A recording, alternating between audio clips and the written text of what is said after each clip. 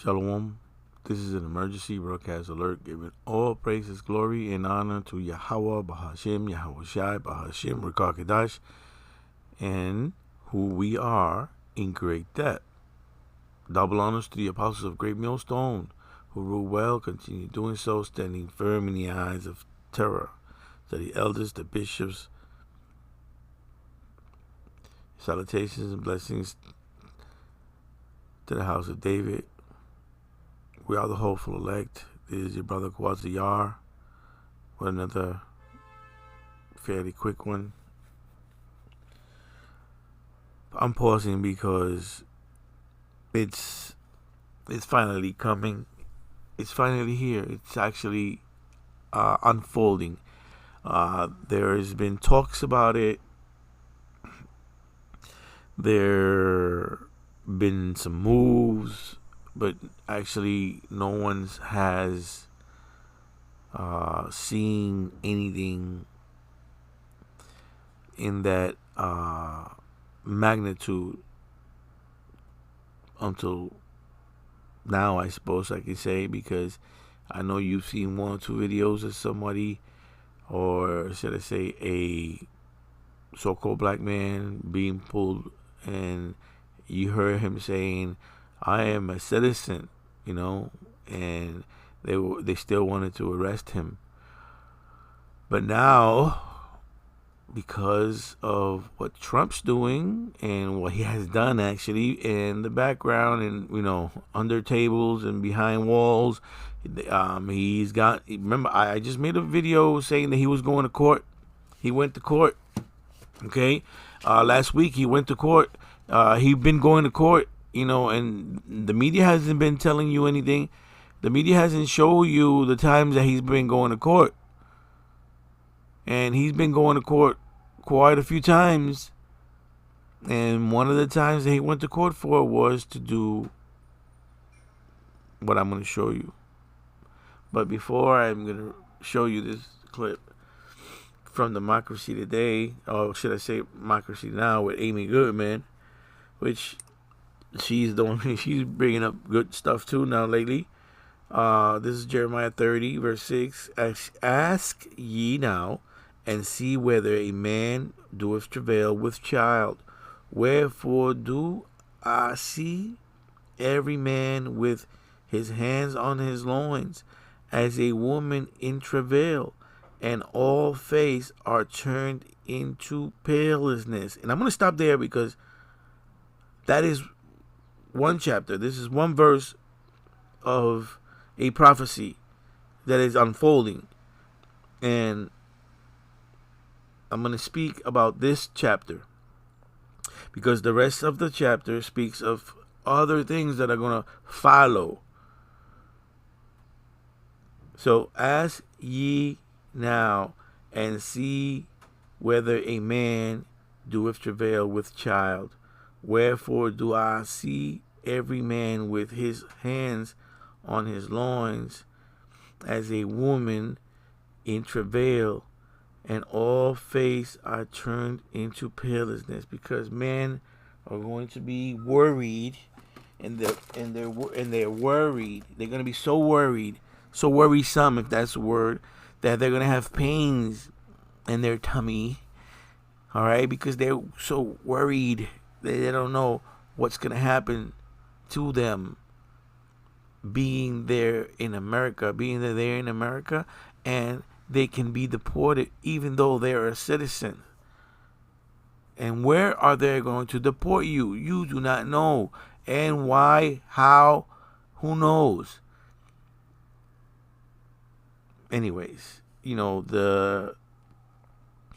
there's so many things that can happen to you while they're deporting you. I don't want to get into none of that, but mainly there are going to be a lot of men and women who are citizens who Trump wants to move out of the United States. Where are they going to send them? A lot of people are not going to be sent to their native land. Warren Peace Report. I'm Amy Goodman. The Trump administration's ramping up efforts to strip more naturalized immigrants of their U.S. citizenship. That's according to a report in the New York Times, which found internal guidance issued this week to U.S. Citizenship and Immigration Services field offices asked that they supply Office of Immigration Litigation with 100 to 200 denaturalization cases per month in the next fiscal year. The Times reports it would represent a massive escalation of denaturalization in the modern era. The news comes less than 2 weeks after the Supreme Court agreed to hear a case to decide the constitutionality of President Trump's executive order aiming to end birthright citizenship. To talk about all of this, as well as the latest threat by the Trump administration that was issued last night to end the visa diversity program, which leads to a green card for so many. We're joined now by May Nye, Professor. But before she speaks, you pay close attention to what she said, please, because it is important what Amy just said, right? Because I made a video last week telling you that Trump was going into court and nobody knew what he was going to talk about. But Amy just said what they talked about and what he pushed while he was there. He added more while he was there. This woman is going to speak about it. Professor of Asian American Studies and History at Columbia University. Much of her work focuses on immigration, citizenship, and nationalism. Welcome back to Democracy Now!, Professor Nye. It's great to have you with us. Let's start off. Thanks for having me, Amy. Great to be here.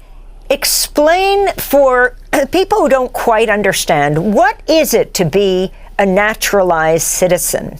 And then what does it mean that the Trump administration wants to revoke that citizenship from 1 to 200 people a month? The United States has two kinds of citizens: those who are born in this country, who are automatically citizens by birth. That's what we call birthright citizenship. And naturalized citizens, those people who are immigrants who can apply to become a citizen after they've been here for 5 years, take a test on civics, have no criminal record, etc. The Constitution treats both kinds of citizens equally. Birthright citizens and naturalized citizens are treated the same under the 14th Amendment of the Constitution. And we have naturalized close to 10 million people in the last 10 years. So there's a large number of foreign-born Americans who are 10 million people. Second Esdras 16 and verse 18. The beginning of sorrows, which that's the point. All right. Although we've been experiencing this for a very long time, but not concentrated, right? Not at one. Okay, it happened before to our people, and a lot of people who are living now have forgotten what the slave trade did to our people. Okay, the fact that you were put in chains, those chains that were removed didn't free you, man. That wasn't just that. Okay, so you felt free because you didn't have chains on you no more. But guess what? They were still murdering you. They were still hanging you. They were still chasing you. Okay, till this day, they might not do it out in the open like they used to, which that's what they want to do. They want to go back to that. They literally want to go back to that. Well, you know, the Lord has different plans for them. Second Esdras 16, verse 18, the beginning of sorrows and great mourning, the beginning of famine and great death. What do you think that this sending or getting rid of people is going to do to a lot of people that are here?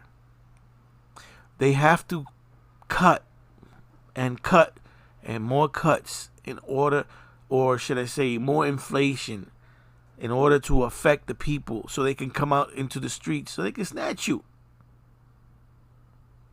The beginning of sorrows and great mourning, the beginning of famine and great death, the beginning of wars, and the powers shall stand in fear. The beginning of evils, what shall I do when these evils shall come? And they are unfolding all around you, and you're not paying attention. You are busy scoffing and pointing the finger wrongly to the men who are in the highways and byways, breaking down the scripture, giving you 100% truth. And you are only, should I say, and you only want to be entertained. You want to be left alone. You want to be comfortable. Well, you chose Trump. Who are citizens of this country. Now, to give you some context, what does it mean? The mayor-elect of New York, right? Zohran Mamdani is a naturalized citizen. He was born in Uganda. That's right. And Trump has explicitly threatened to strip Mamdani of his citizenship. So keep going with your explanation now. Okay, so to give you some context, what does it mean to say they want 100 to 200 cases per month? During the first Trump administration, they had 25 cases per year. And before that, for the 15 years before the first Trump administration, they had fewer than 15 cases per year. So this is an incredible escalation. I want to say that it's doubtful that they can actually do this, that they can bring that many cases, or that they can successfully prosecute that many cases. But it's like the mass deportation program. You know, they have no way to reach their goal of 3,000 ICE arrests per month. But they have spread terror and fear throughout immigrant communities, and now that is going to spread to our fellow citizens who are naturalized. So how does this happen? How does it start? If I were a naturalized citizen, I get a notice that I am going to lose my citizenship? No, they can't do that. DHS or Citizen Immigration Services cannot unilaterally revoke your citizenship. They have to go to a U.S. attorney, and the U.S. Attorney's Office has to file a civil suit in federal court, and it has to go before a judge. So it's a long process. Every individual case has to be tried. And let me say, Amy, the grounds to denaturalize a citizen are very, very narrow indeed. You have to show that the citizen lied on their application in a way that was meaningful to the outcome. So, for example, we mostly know about people who are war criminals who hid their past, people who were members of the Nazi Party during World War II. Those are the most famous cases. So you have to have misrepresented yourself and hidden or committed fraud on your application about something that would have been consequential. Now, in June, the Trump administration expanded the list of reasons why they could revoke somebody's naturalization. It sounds good on video. It sounds good in paper. But what Trump did to a lot of immigrants can happen to anybody. All right? They can pick you up. They can decide to send you somewhere. And after they send you who knows where, oh, he was a citizen. What are we going to do? Let's look for him again. Oh, he's nowhere to be found. Oh, somebody killed him. I'm just speculating.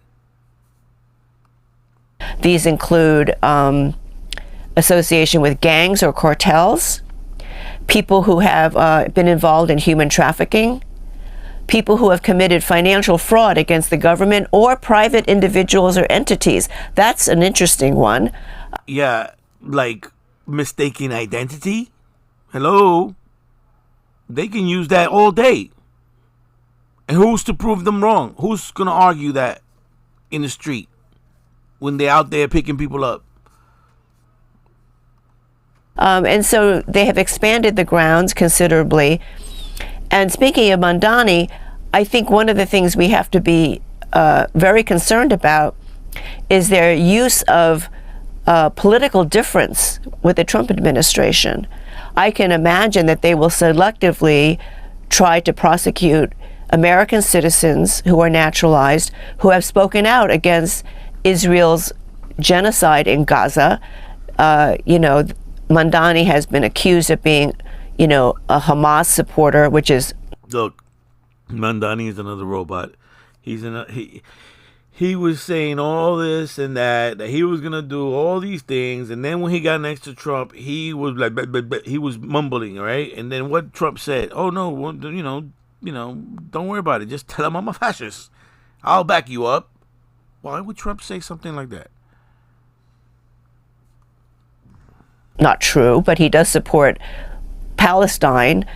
So this is going to be, I think, a new ground upon which we see the struggle for political speech. You say that both birthright citizenship and naturalized citizenship are protected by the 14th Amendment. So go now to birthright citizenship and what's going before the Supreme Court. On day one of Trump taking office, he declared he was going to deny birthright citizenship to babies born to undocumented migrants and temporary immigrants, people like foreign students or guest workers. Now, this has been challenged in the courts. It's been turned down by several circuit courts, and now it's before the Supreme Court. The Supreme Court has agreed to hear it. And this is something that has over 100 years of precedence in our country, and this would be a terrible blow if Trump were to, or if the Supreme Court were to uphold Trump's executive order. And explain what birthright citizenship is. It simply means that any person born on the soil of the United States, save for those who are born to foreign diplomats or an invading army, which we don't have that circumstance, but anybody born on U.S. soil is, by that fact, a citizen of the United States. And there are, I think, some 300,000 babies born every year to people who are undocumented or temporary immigrants who have citizenship. I wanted to... I'm a birthright citizen. Hold on. All right, so before she says that again that she just said, you see that guy? You see how his complexion is? You see the girl on the other side? How dark her complexion is? And you see the one in the middle, right? Okay, so what happens with mistaken identity? Even the lady that is speaking, I don't know, I can't even pronounce her name, the professor, right? She could even be mistaken, her identity. They don't know how to identify you. They choose by your looks. They don't take your papers and believe your paperwork. You've heard the videos. You've seen the videos. They don't care about your paper. They just grab you. They think it's you. That's it. Anyways, this is Psalms 50, verse 19. Thou givest thy mouth to evil, and thy tongue frameth deceit. This is what Trump is doing. All right? Esau, Edom, so-called white man. This is what he's been doing since day one he was in power. Okay? One way or the other, he worked his way through with his tongue and his sword. If the tongue didn't work, he used the sword. Thou givest thy mouth to evil, and thy tongue frameth deceit. thou sittest and speakest against thy brothers, or should I say thy brother. Thou slanderest thy own mother's son. These things hast thou done, and I kept silent. So all this time that Esau Edom, so-called white man, is doing all these things to the people, you hear people saying, whoa, where's God? Your God don't do nothing. He don't exist. This and that. That's our own people, those 2/3 talking, garbage. But it shows, that the Lord has kept silent. But he's not gonna, allow you to continue. He's allowing you to do certain things. These things has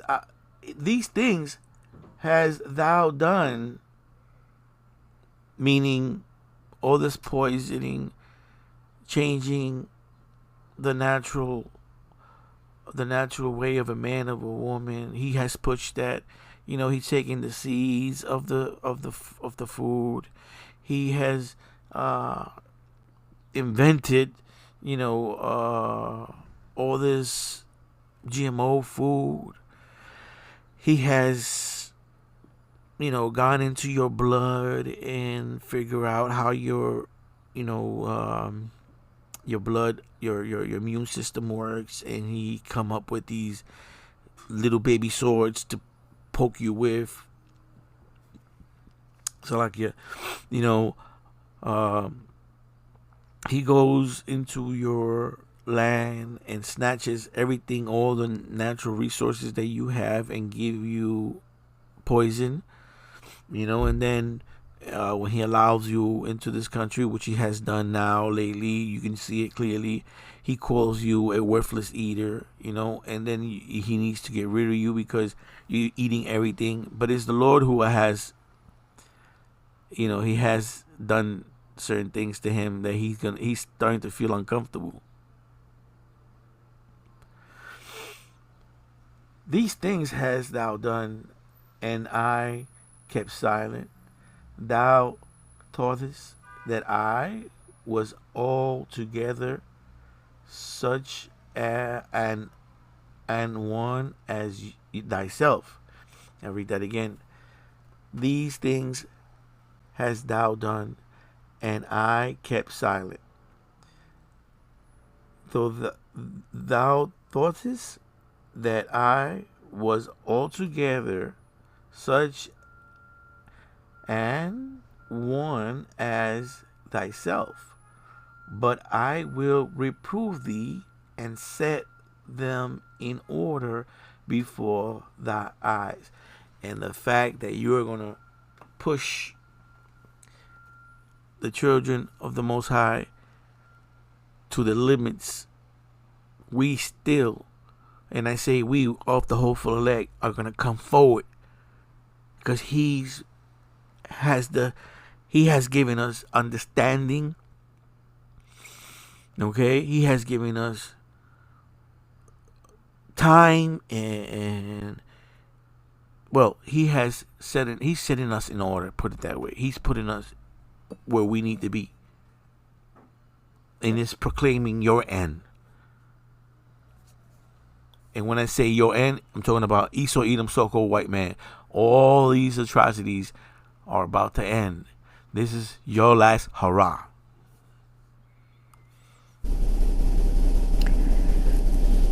I'm a birthright citizen. Explain. My parents were immigrants, but I'm a birthright citizen. Well, I was born in this country. I was born in the Bronx. My parents were immigrants. They had come from China, and they later became naturalized citizens. But the time I was born, they were immigrants, and I was born here, and so I'm a citizen. So let's go to President Trump speaking from the White House in June about his plans to end birthright citizenship. We can now promptly file to proceed with numerous policies that have been wrongly enjoined on a nationwide basis. And some of the cases we're talking about would be ending birthright citizenship, which now comes to the fore, that was meant for the babies of slaves. It wasn't meant for people trying to scam the system and come into the country on a vacation. This was, in fact, babies of slaves. And some of the cases we're talking about would be ending birthright citizenship, which now comes to the fore. That was meant for the babies of slaves. Citizenship, which now comes to the fore. That was meant for the babies of slaves. Ending birthright citizenship, which now comes to the fore. That was meant for the babies of slaves. That means you're still enslaved. Okay? He doesn't change nothing. He's telling you that was meant for the babies of slaves. So you're a citizen slave. Fuck, man. People, you keep saying you're free, you're free, you're free. It wasn't meant for people trying to scam the system and come into the country on a vacation. This was, in fact, it was the same date, the exact same date, the end of the Civil War. It was meant for the babies of slaves, and it's so clean and so obvious. But this lets us go there and finally win that case, because hundreds of thousands of people are pouring into our country under birthright citizenship, and it wasn't meant for that reason. So talk about what it's meant for, Professor Nye. Well, it was originally meant for the babies of the former slaves. That is true. But it was upheld by the Supreme Court in 1898 in a Chinese case called Wang Kim-ark. And the court said that it applied to the children of immigrants as well, including Chinese immigrants, which the court had no great love for. And at that time, the court said, if we eliminate birthright citizenship for the Chinese, the citizenship of all the children of all the Europeans who've come here would be in jeopardy. So the court knew that this was a far-reaching provision of the Constitution, and it upheld it. And it's been upheld, ever since. I wanted to go what happened just last night. The Trump administration has suspended the diversity visa lottery program in the wake of the mass shooting at Brown University and the murder of the MIT physics professor Nuno Loureiro. The suspect, which seems to be the same person in both cases, was found dead in a New Hampshire storage facility, self-inflicted wound, named Claudio Manuel Neves Valente. He entered the country on a student visa in 2000. He went to Brown apparently as a physics graduate student, was in that building where the young people were shot up this past weekend. But I would like to see this guy's full body. I would like to see what this guy looks like in person, because the guy on the video, the face does not look like him whatsoever. As a matter of fact, give me 1 second. All right, so this is Fox News, okay? And it says, Brown University shooting, person of interest spotted in new image, okay? So where is he?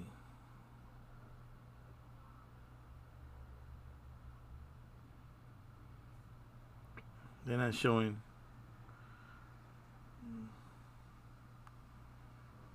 They're not showing. You gotta go to see these people. Okay, so here, look. Okay, let me see something. That's not enough. It's too far away. But right away, I already could tell that that's not the same person. Okay, so here's a video. Let's just move this here. Give me a second. Let me look at the video so you don't have to go through it with me. All right, so this is a camera from somebody's property. And as you can see, he is walking. He's getting closer to the college.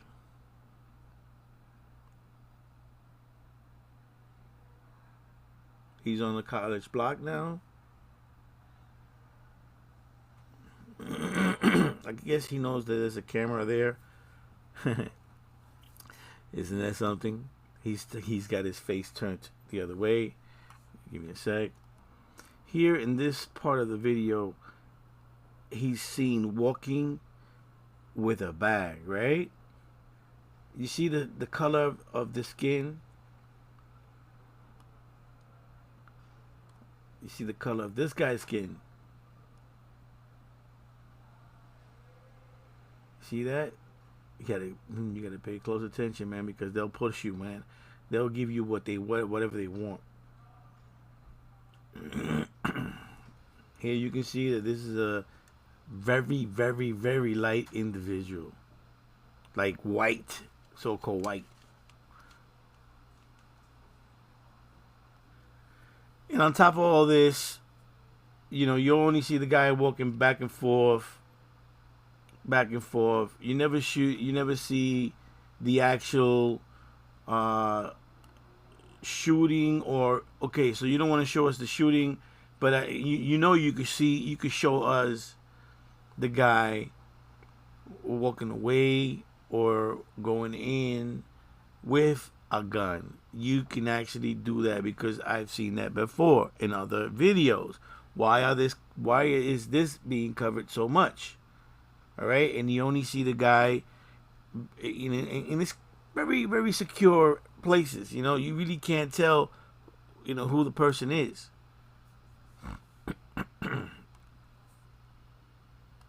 This is the other person who are saying, you know, earlier Wednesday, the police department released 3 images of the new person they're looking to speak to. All right, so they saying there's 3 people. Okay, but they found one dead, and it happens to be somebody that don't have a beard. This guy looks like I have a beard, right? The other individual had a face mask, but you could see that he had a beard. You know, in other pictures. Over here, his face looks clean.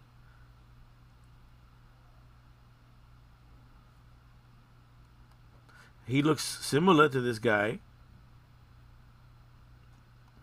but I don't think this is the same guy.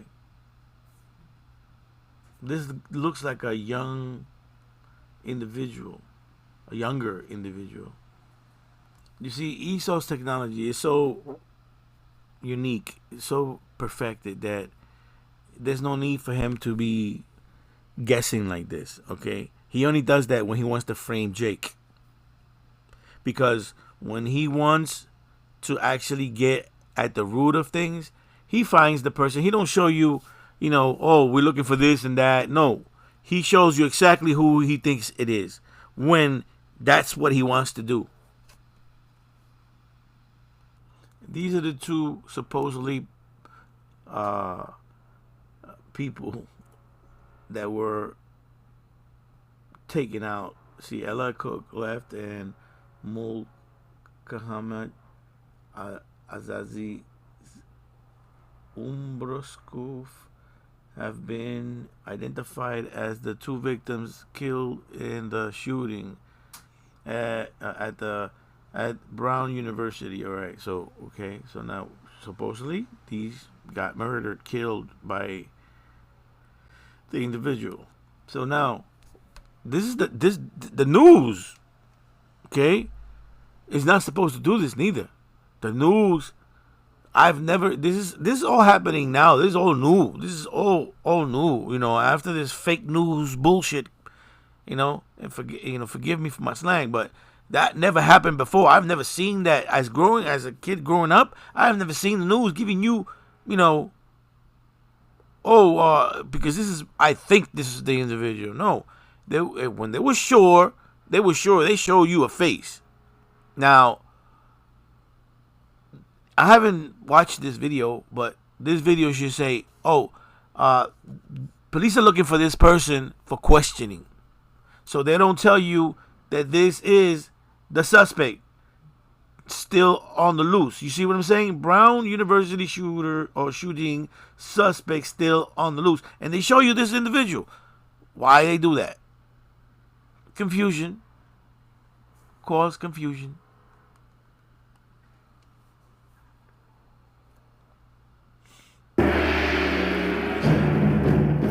Now listen to the words these people use carefully, because this is what the people say. Oh, it's him. That's what he looks like. And then they turn around a day later and they show you another face.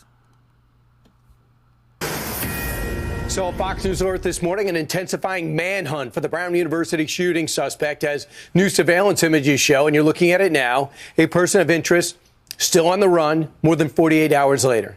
Callahan Walsh is the co-host of America's Most Wanted on Fox and joins us now. Callahan, we know this guy is stocky. He's about 5'8", and they don't seem as confident now. And he seemed to me like 6 something. As they did to 48 hours ago about capturing him. You're absolutely right. There's really little to go off of here, and that's what's been so concerning, I think, from the public's perspective, is that there's very little actionable information that's been provided to us by law enforcement. You know, we know on America's Most Wanted, the public is our greatest asset. They're our greatest ally. They are that force multiplier for law enforcement. But this video doesn't show much, and it's not like somebody, you know, just a regular member of the public is going to be able to see this video and then spot this guy on the street. If there is any recognition, it's going to be somebody that this guy already knows, or knows this guy already, and decides to turn him in. And if that's the case, that's still a long shot. It looks like he entered into room 166 in the building, knew exactly what he was going to do. He had a 9mm gun. We know this, 800 cameras on campus. Is it your sense, going through the side door, knowing what? You say he said he had a 9mm gun. How did he know that they had a 9mm gun when they can't even catch him? Did they find the gun? Did he say? Did he say? Oh, police found the gun in one of the rooms. It was open, that he knew where the cameras were? Absolutely. You know, it seemed like this guy knew, either is the luckiest guy alive, or he knew exactly where those cameras were pointed. Because, as you mentioned, over 800 cameras on that campus, and hardly one shot of this individual. It's astonishing. You know, it's really mind-blowing. And that's what I said from the very beginning. The guy turns his face when he's about to walk in front of the camera. So, obviously, he knew what all the cameras were. So he had to been planted. It had to be planned. Okay? So someone gave him a blueprint of where all those cameras, who can actually know where all those cameras be? I mean, you as a civilian, or someone, a regular person, can't just pull out camera, surveillance camera locations just like that. Hell, police can't even do that. Regular police can't even do that. Like, a regular cop can't do that. You have to know some people to actually be able to do that. that's why I believe that the guy does have a serious connection to the school. He knew where he was going, he knew what he was doing, and he was targeting those individuals. Callahan, the other thing you're looking at now, I know the president came out and said, look, this is a Brown problem. They have their own guards, they have their own police, they have their own cameras. Even if it was a Brown problem, who should take the lead now? Well, there does need to be a review of security protocols at that campus, but I don't think Brown University security is capable of conducting an investigation of this scale. So it's local, it's state, and of course it's the feds, FBI's in there. They're the ones that are going to break this case wide open, and it's just a matter of time. My confidence is with law enforcement. I'm a friend of law enforcement, but the public is a big part of this, and they've been the ones to find these guys quick and end these manhunts, and the fact that there's very little information, it's very concerning. Okay, so that's what I need from these people, because guess what? Now you got people going, does this one look like him? Is him? Oh, I think that guy looks like that guy. I think that's the guy. No. Oh, maybe that one. Oh, no. I think that one. So everywhere you look, you have this So how convenient is that this man, after he did what he did, killed himself? How convenient. You know, how do we know that this person was still alive and not dead before the shooting? How do we know that he was still alive to commit these murders? How is it that we know? We don't know. We don't know, because they see, when they show you two people and they say it's three, there's definitely room for whatever they want to do. Hell, there's room for anything that Esau-Edom wants to do. For instance, I'm going to show you something. Like I said, when they want to give you the nitty-gritty, they put one of theirs. But when they want to be able to twist things around or blame somebody later on, they put one of ours. Why do I say that? And I know this video is becoming a little lengthy, but you should check it out anyway. We're able to get us footage of this individual, as well as a copy of the agreement which provided his real name. The video of that subject matched the description of that person of interest that this police department was desperate to put handcuffs on. That individual was identified as Claudio Neves Valenti, date of birth, and he was a 48-year-old man. He was a Brown student, he was a Portuguese national, and his last known address was in Miami, Florida. And I will tell you that he took his own life tonight. We have members of the Providence Police Department up in Salem, New Hampshire, and we also have the BCI unit. Obviously, the FBI and their evidence recovery unit is up there, so the process is being conducted as we speak. Hingga kini motif dibalik dua. Alright, look, this is some woman talking, and it's not English. So, going back to Amy. Lottery program in the wake of the mass shooting at Brown University and the murder of the MIT physics professor Nuno Loureiro. The suspect, which seems to be the same person in both cases, was found dead in a New Hampshire storage facility, self-inflicted wound, named Claudio Manuel Neves Valente. He entered the country on a student visa in 2000.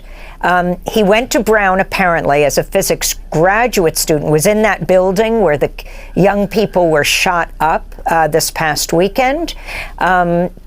So he got a visa, a student visa in 2000, and then apparently was granted a green card through the visa diversity program in 2017.